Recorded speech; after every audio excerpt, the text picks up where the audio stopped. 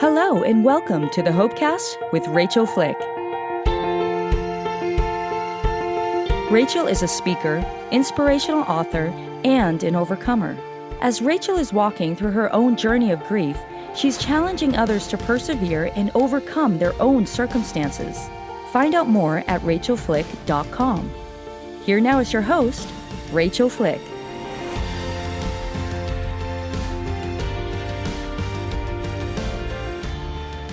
Hey friends, welcome back to this week's episode of the Hopecast. I'm bringing you part 2 of my interview with Chad Otruba. Friends, if you are passionate with me about the message of the Hopecast of resilience and overcoming trauma and tragedy, would you partner with me and come and find me on buymeacoffee.com/RachelFlick, and you can donate $2, $5, or whatever you would like to contribute to make this message possible and continue to share it around the world. People are listening in other continents, which just blows my mind. There's so much about technology that is hard and adds a lot of complexity to our life, but this is one of the beautiful things that we can share messages like this. In our last episode, Chad was discussing the birth of his son, Collin, with Hypoplastic Left Heart Syndrome, and some of the challenges of living with that and in the day-to-day, and just his deep love for his son. And I'm excited to get to continue to share the beauty of his story with you and the process that he has gone through. Chad is an Air Force veteran with 3 military deployments to Iraq and Afghanistan. He has 24 years of service as a firefighter. He is dad to Collin, Emma, and Bailey, and grandpa to Raylan. Chad, welcome back to the Hopecast. Thanks for having me. Yeah, absolutely. So I was just, trying not to cry through your story. It's so powerful.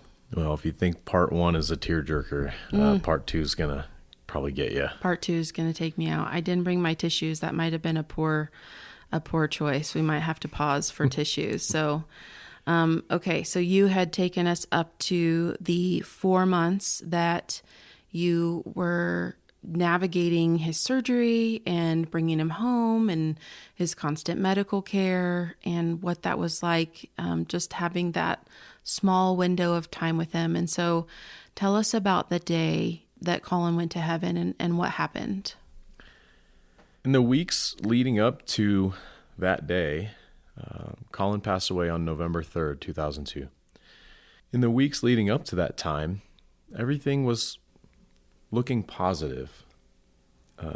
We were making steps to progress into normal infant life, feeding the rice cereals and doing the kind of moving the progression, no feeding tube, and working towards what his care would be moving forward. And the thing about Collin is that every small thing affected him so much more. In the fact of, if baby gets sick, normal healthy kiddo gets sick, they kind of work through it, move along.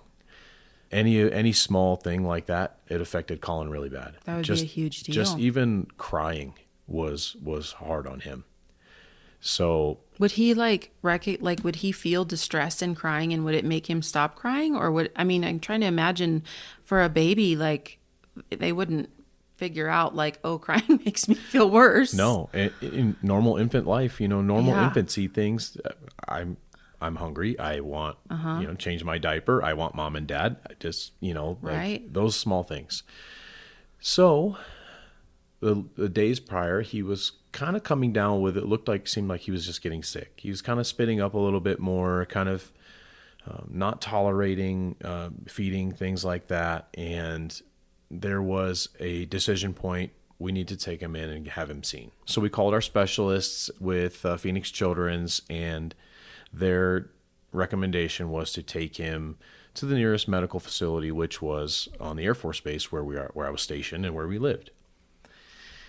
And I'll tell you, I'd never seen a group of people more puzzled and confused and stumped in my whole life, because they took one look at him and they said, we can't handle this. They knew immediately. He was a very complex case. He was very, his care was very specialized, and we were in an ER. And so, no disrespect to them, they knew right away. They knew you needed a level 5 trauma and they specialty knew it was care. time. Yeah, they knew it was like, well, okay, so we're going to have him transported. The decision was to have him transported by ambulance. So an ambulance came from the local area and picked him up and took Mom with him. I got in our car and proceeded to make my way down to the hospital, Phoenix Children's, where I'd spent many hours before. I knew exactly where we were going. I knew exactly what we were doing. And as I'm driving down the road, I noticed that there's an ambulance pulled over to the side of the road, and the back doors were open, and there's my wife sitting on a curb. So I immediately pull over, I get out, and she's in tears, and, she said, they're working him. They're working on him. And I kind of look in the back of the ambulance, and they're absolutely doing all the things, life-saving efforts. It was at that point I decided. And they weren't at the hospital yet? They had just pulled over? Right. They had pulled over on the side of the road so that they could. All hands on deck kind of thing? Kind of work, life-saving efforts. Okay.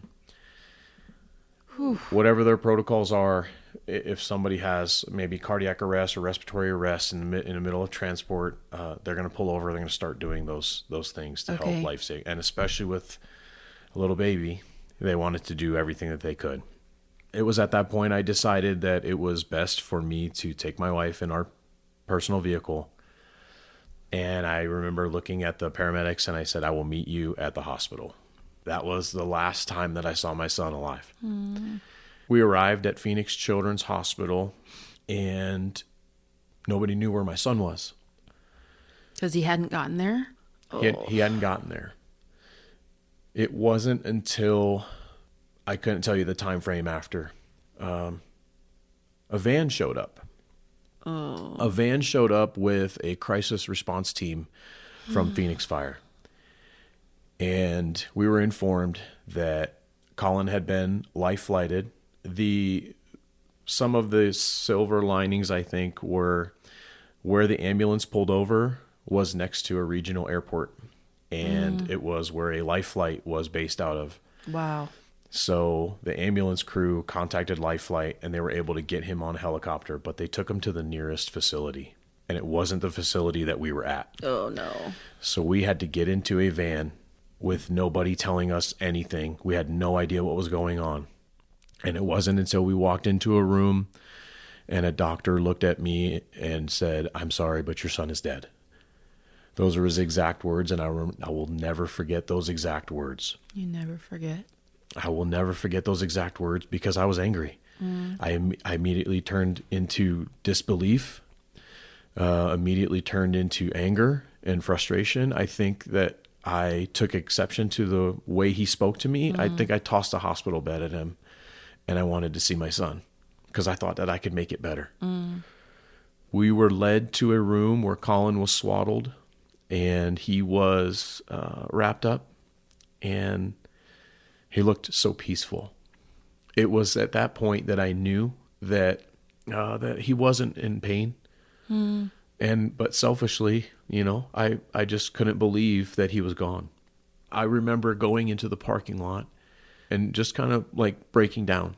I was angry. I was yelling. I was upset. I was outwardly just expressing emotion. And it wasn't until I had a conversation recently with Collin's mom's family that I found out that that's how they knew that Collin was gone.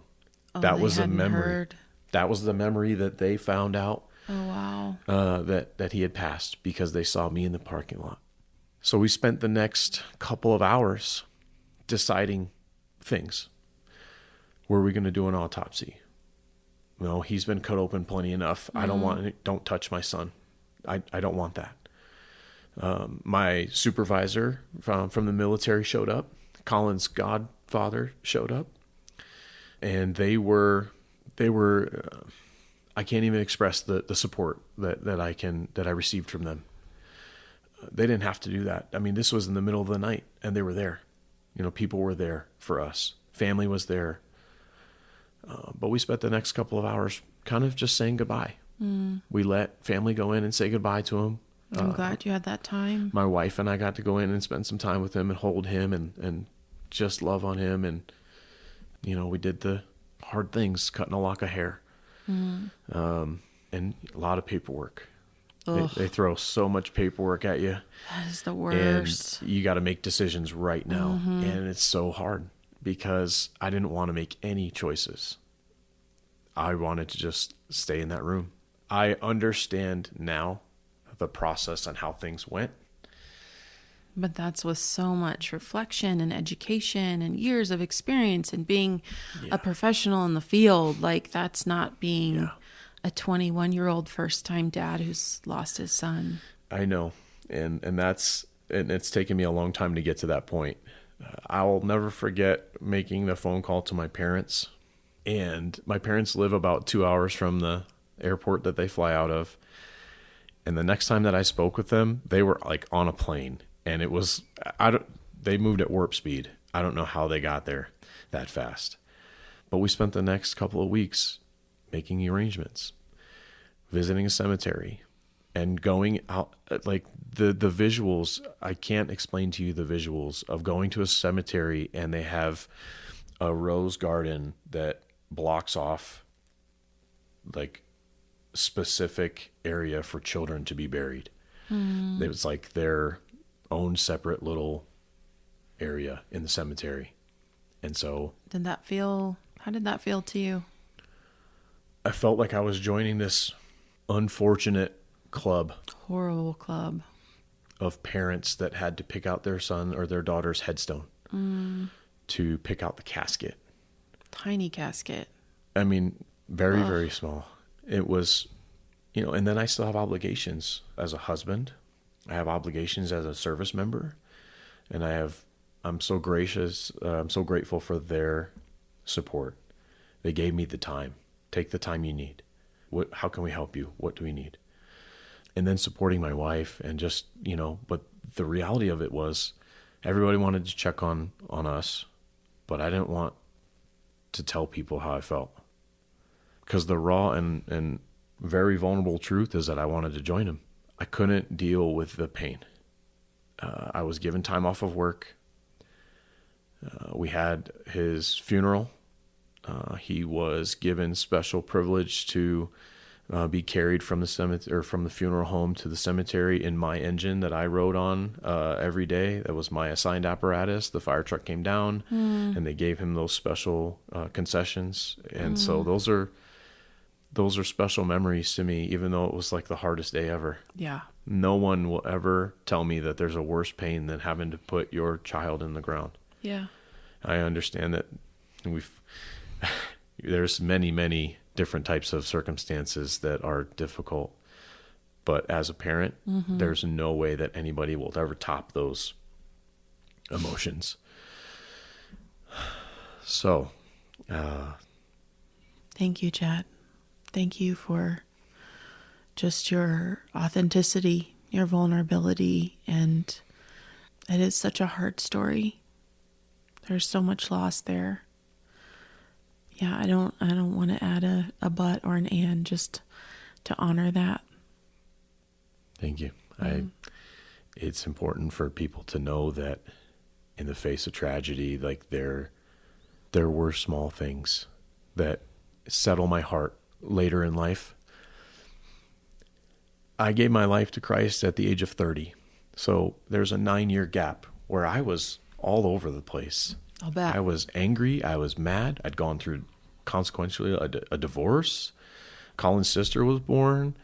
There was military deployments. There was so many things that were adding into this complex story. All the while, I'm grieving the loss of my son.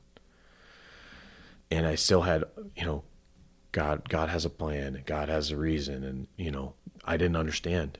I didn't want to know. I didn't want people to tell me those things because I was frustrated. Those are horrible to hear, though. God has a plan. Like, when you're in intense pain, that's bad timing. Yeah. It's true. Yeah. It is completely disconnected from the reality of the person who is grieving. And maybe, 12, 24, 3 to 5 years, okay, then we can have a conversation. If you are a trusted person, if you have time invested, if you have relationship, these are things that you can begin to say, but they should not appear in the raw pain of grieving. And especially for people to say that to someone that at that point in time in life, I didn't really have a relationship with God. I didn't have that personal relationship with religion and my faith and who I am now. So it was meaningless. And it caused me anger. It caused me frustration. It caused me Of course. It causes people who have really deep, long-term relationships with the Lord, anger and frustration. Of course it did. And then if you don't have that foundation and you don't necessarily believe that God is good or that he loves you, absolutely. And those are hard things to go back and think about. That's how I felt. And that's how I saw things. Even the simple thing of, the military thought they were doing the right thing for me and sending me to an anger management course. They wanted me to discuss my anger, but I was in an anger management course with domestically violent people that were going through domestic issues and things like that. Yeah, and that's a totally different kind of anger. It was not good for my mental health. I'm sorry that they missed that for you. When I went back to work after my son's funeral and kind of had some time to process, I was not assigned to operations, riding a fire truck. I was assigned to answering phones in a dispatch center. I was assigned to answer phones from 11 p.m. to 7 a.m. by myself in a box to just be with my grief. And I was losing my mind. Yeah. I was going through every emotion that you could think possible, healthy and unhealthy. Yeah. And I finally told my boss that if you put me in there again, this, I can't do this. So took a little bit more time to kind of work through things. And I kind of worked my way back into work. But then my first call after my son's death was a drowning. The first one? The first emergency that I ran was a child drowning. Oh my gosh. So I was having a rough go.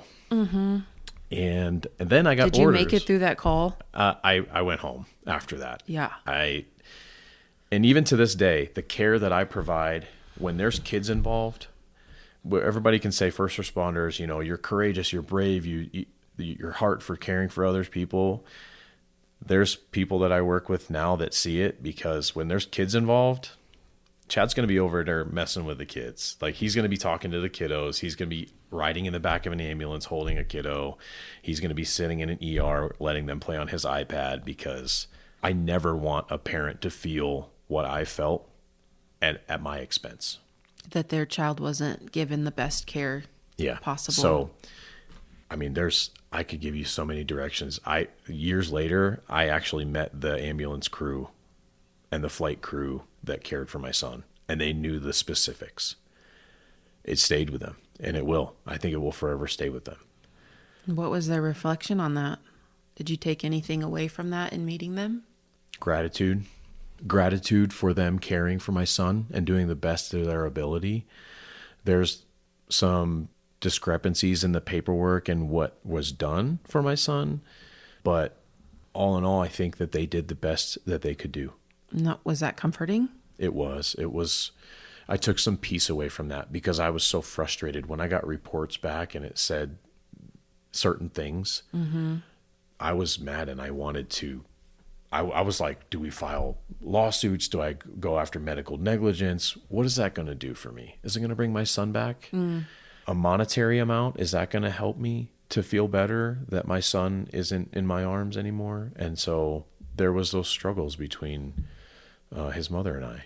And did she want to do that?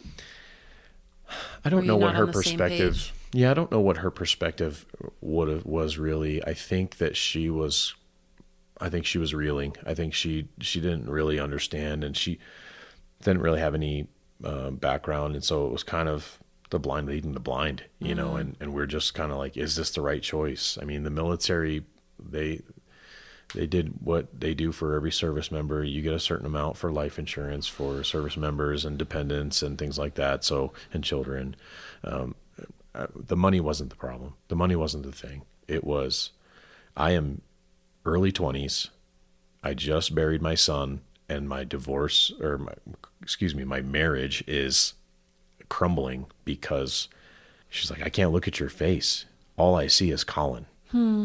She's like, I can't look at you because I see his face, and it just brings me back into the same grief, the same loss. Wow. So that ultimately ended in divorce for many reasons, but I do believe that we were set up for challenges right from the jump. Yeah. And the death of a child, the statistics are not good for the marriage staying together. I know people can do it. If you're listening, it's not impossible, but that is not uncommon, that the strain and the difference in your grief, right? Because men and women do grieve differently. And I know I felt that in grieving, you know, with Micah's family, and especially the people that we were most close to, that I call it grief bumper cars, right? Like your grief hits their grief and you smash each other and you get, you know, kind of a concussion. right. And really you're both grieving, but it's like your needs are different, or they don't like the way that you grieve. They don't feel like one of them told me, like, we want to grieve with you. And I'm like, I don't really want to grieve with you, you know, like I want to grieve on my own in a different way. Or we want to, you know, buy this sign and put this up. And I'm like, oh my gosh, this is so painful. Or, you know, I would do things and they felt like that was, you know, not honoring Micah's legacy, right? Like no one was poorly intentioned, but you're just in agony. And grief is, it reveals you. For the good and the bad, whatever is there, it will peel back the covers. And, you know, it sounds like what she said was a sticky statement, right? One of those that just sears across your mind, that you remember, that you can hear for the rest of your life regardless. And, you know, I know that I said things in my grief that I would love to take back, right? Like, they weren't my whole heart towards that person, but gosh, they were raw and intense. And I'm sure I put a couple people through the paper shredder.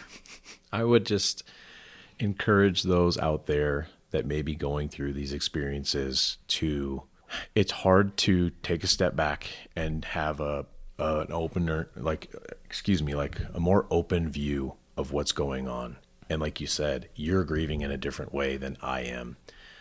So take that step back and really lean in and pour into your loved one, you know, that you're going through this together and you're both experiencing that loss differently. I'll give you an example.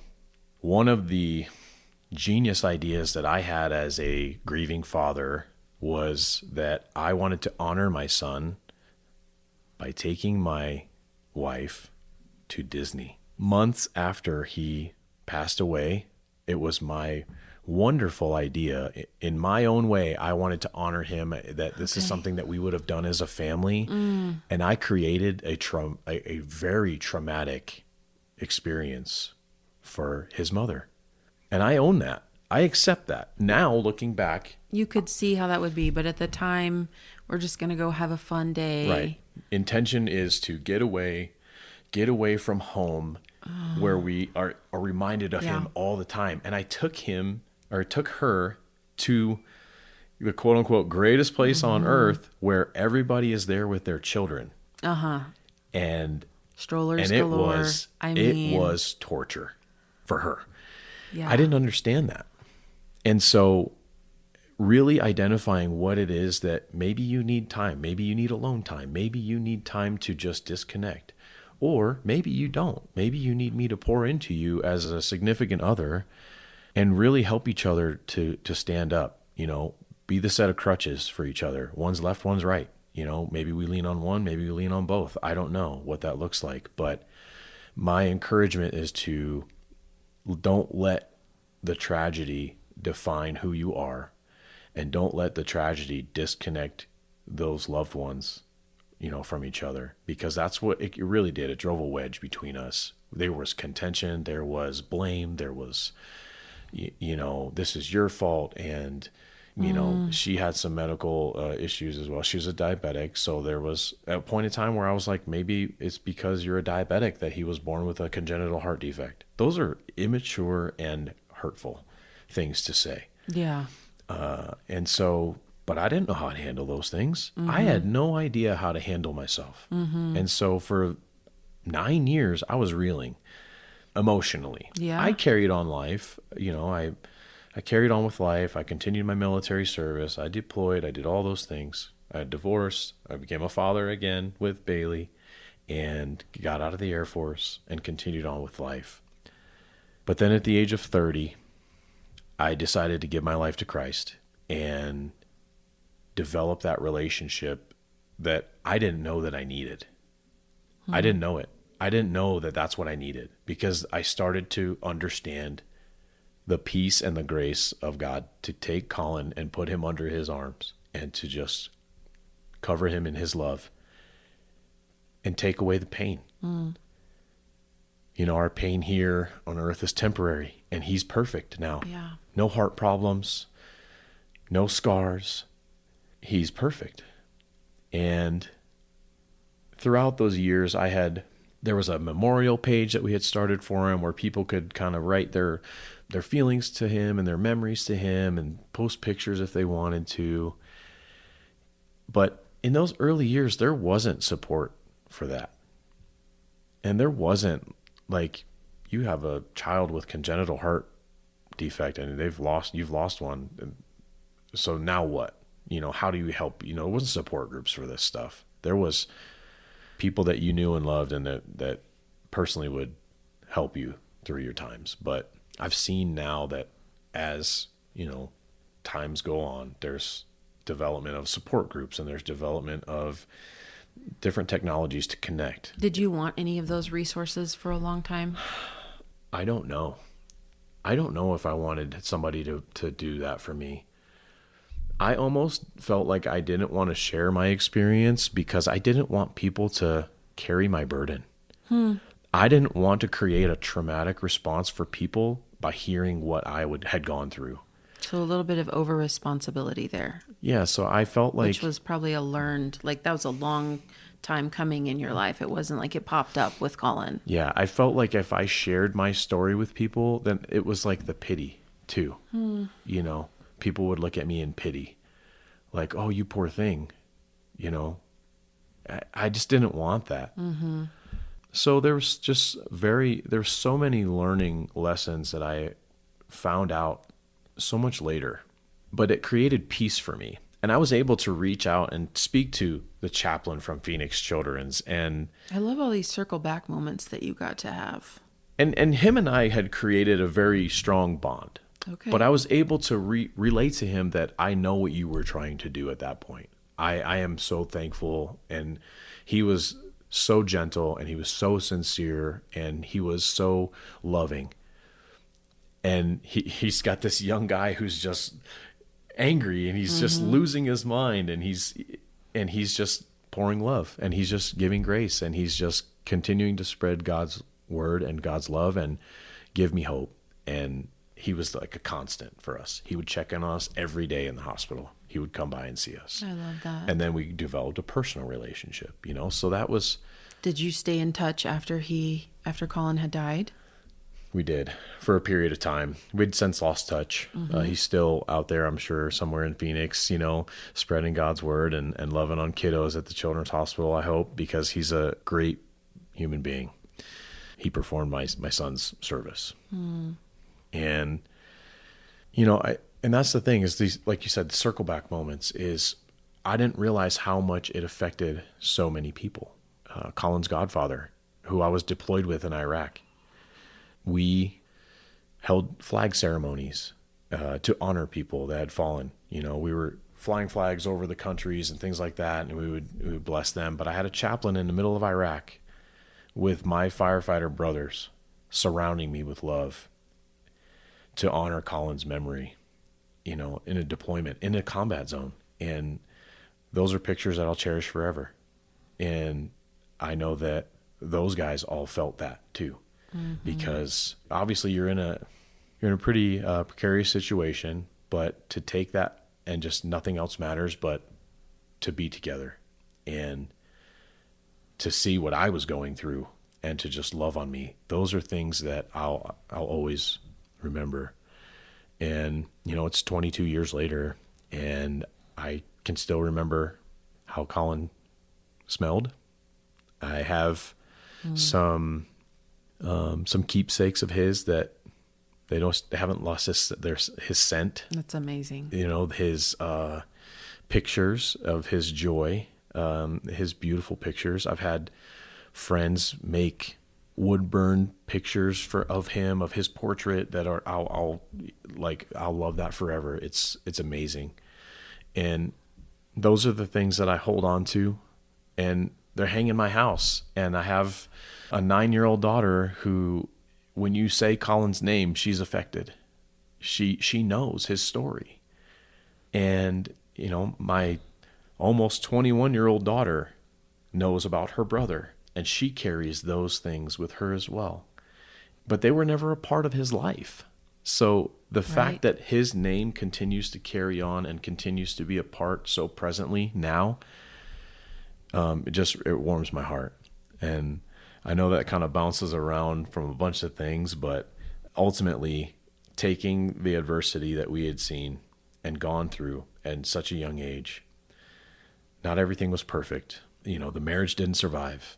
The emotions were raw. The words were probably very hurtful. But I was reeling.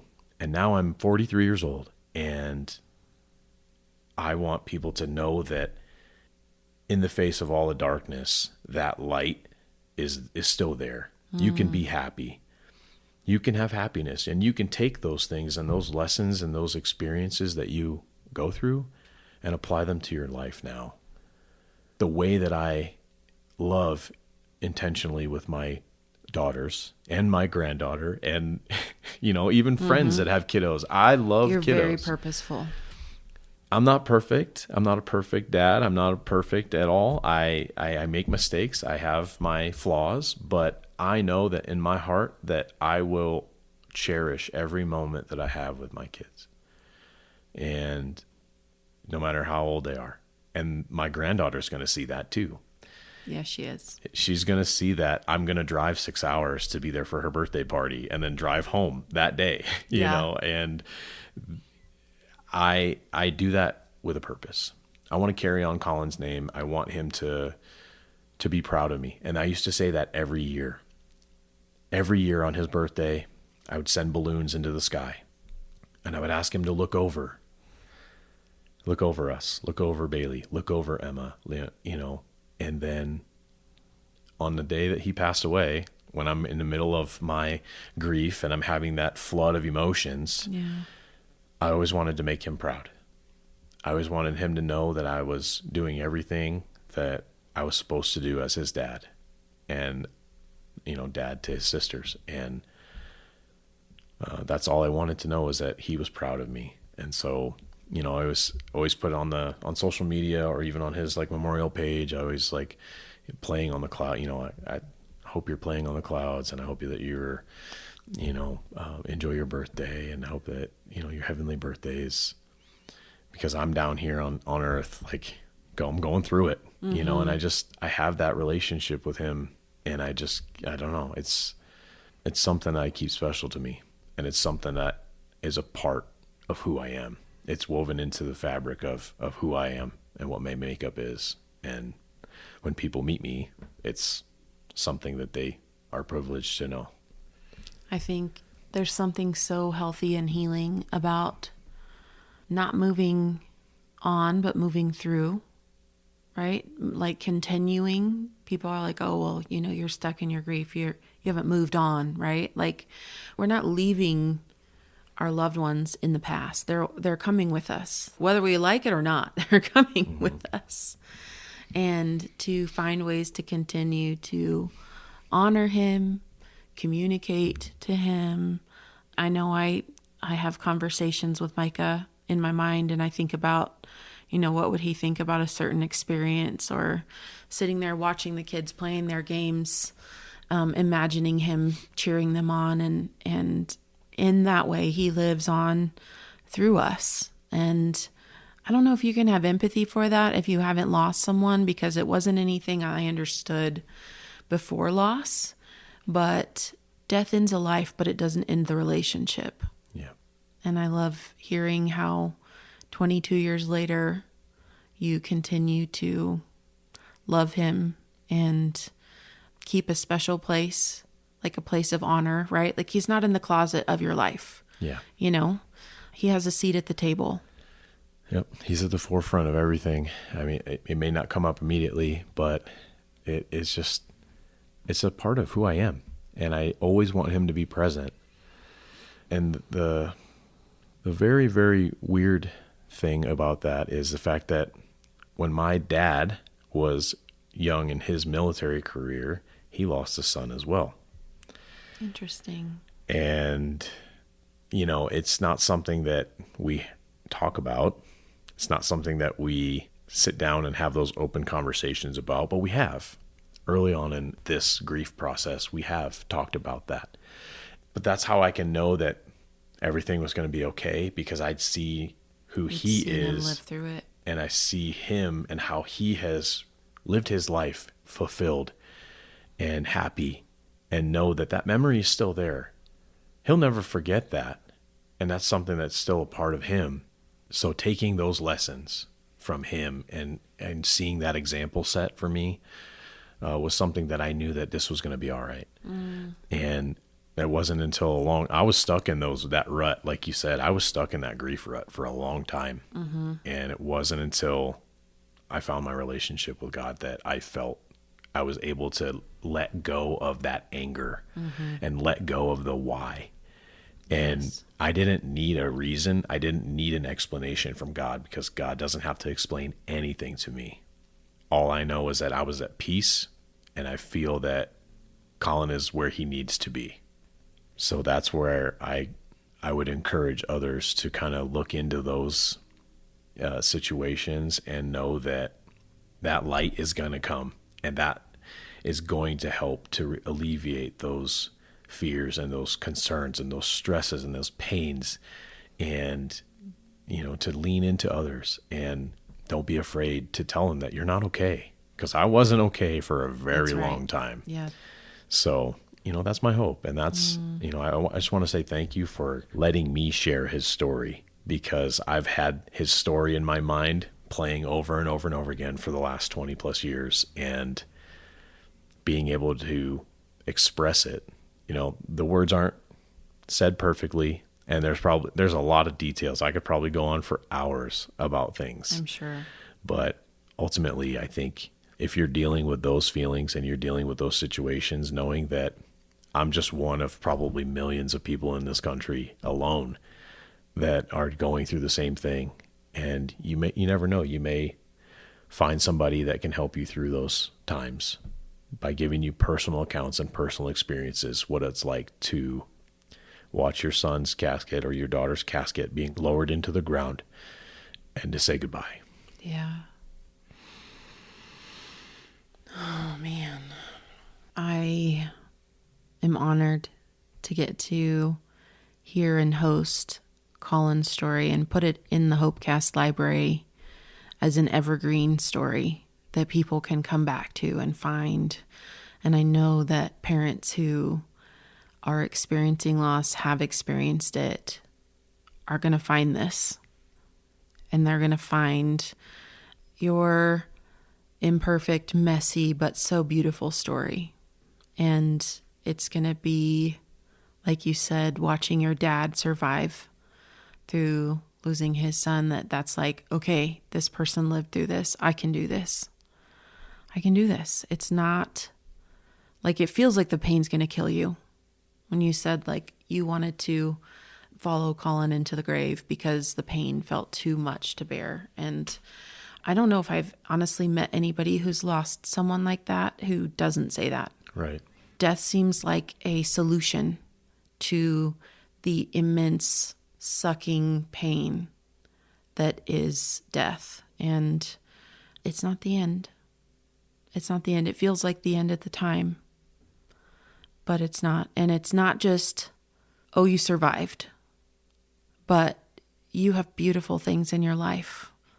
You have beautiful daughters and a beautiful granddaughter, and, you know, you are excellent in your career, and you have invested in so many people and saved their lives. And I can only imagine that there are people who felt your presence with their children at the hospital, in the ambulance, and were comforted, you know, that they were not alone. And not only that there was not just a person with them, but someone who was connected to that child and paying attention and showing them love. And your loss in Collin's life continues to pay dividends. There's good fruit here, and that's definitely an evidence of the presence of Jesus. Thank you so much, Chad. Thank you. I appreciate you. Friends, this was a powerful, beautiful story, and I'm so glad that you joined us for it. And if you know somebody who's in this place and needs to hear this story, please share it with them. Sometimes I feel like I'm on holy ground getting to hear these stories and host the healing spaces. It's a gift. Friend, if the Hopecast blesses you, would you rate, review, and subscribe and help to continue to spread the message of hope and overcoming and a life that is full even in the face of loss. Thank you so much for joining me on this week's episode of the Hopecast with Rachael Flick. You've been listening to the Hopecast with Rachael Flick. To find out more, go to rachaelflick.com. While you're there, you can book Rachael for your next speaking engagement. Her inspiring message will be sure to engage and touch the heart of your audience at your next conference, church event, or business function. Go to rachaelflick.com to book her today. While you're online, you can discover more information about all of the platforms that this podcast is on. Also, be sure to click on the social media icons at the top of the page, and you will be directed to Rachael's social media sites. If you listen to the show on Apple Podcasts, we would appreciate if you would subscribe and leave us a review. Well, that's all the time we have for this episode. Thanks for joining us, and we will see you next time for another edition of the Hopecast with Rachael Flick.